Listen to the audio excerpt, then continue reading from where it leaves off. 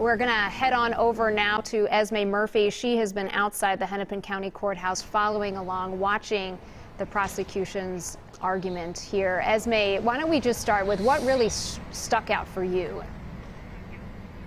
Well, you know, what Jason was mentioning just a couple of minutes ago, this appeal to the jury, Steve Slisher saying those eyewitnesses who stopped by and who testified and who bore witness to what happened, they were strangers. They were strangers, but they cared. And then he pivoted to, and you are strangers selected randomly to come here, making it an appeal to them that they too are strangers, that they need to care. I thought that that was a very effective move by Steve Slisher and a reminder of how effective those eyewitnesses were. I think what was so striking about them is you had half a dozen eyewitnesses who came here. They were all ages, they were all races, all backgrounds. They were all there for a different reason, different purpose, that they happened to be at that corner, and yet their testimony was so remarkably and strikingly similar.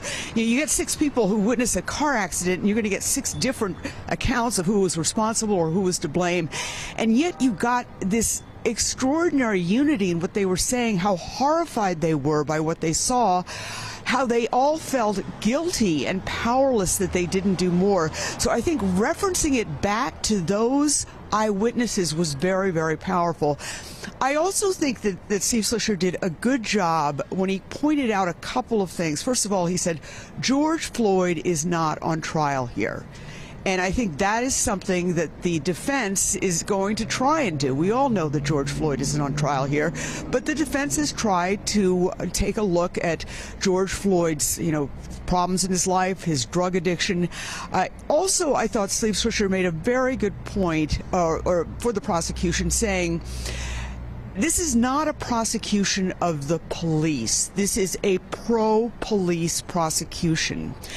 And I think that's an important point, because what you have in these cases, the reason it's so difficult to convict police officers, even in some of these more shocking cases, is because people are going to give police the benefit of the doubt, as they rightly should. I mean, this is a hard job. They have to make split-second decisions. And I think that that point was an important point. And then the final thing that really stood out was Steve Slisher saying that even the most skeptical amongst you jurors have to believe that after Officer King found no pulse on George Floyd, that the force should not have continued. So he was appealing directly to the jurors, saying even if one of you is super skeptical, you have to agree that that was excessive. So I thought those were some of the key points. I think overall, a pretty surgical and strong job. Obviously, we've got the defense. Eric Nelson is a very good attorney. I'm sure he will give a very strong defense argument. And then at the back end, you've got Jerry Blackwell, who I think did a really good job. He's the prosecutor who's going to do the rebuttal. He's really kind of a personable guy, and I think he'll directly appeal to the humanity of these jurors. Esme, we're just getting the reports from the 2 journalists who are inside the courtroom during this, and they recount what we've seen throughout this trial. And you have to take a moment right now and think about these jurors who have been asked perhaps to do the most impossible job imaginable, leaving their family, watching every moment of this testimony. They all live here in Hennepin County. They know how significant this case is. And the pool reports just indicating, as we've seen throughout this trial, the jury paying very close attention, taking their jobs very, very seriously. And I don't know about you, but it does make me feel good about these 14 people who are, again, being asked to do something that I think most of us would say, if we were called, we would not want to be sitting on this jury.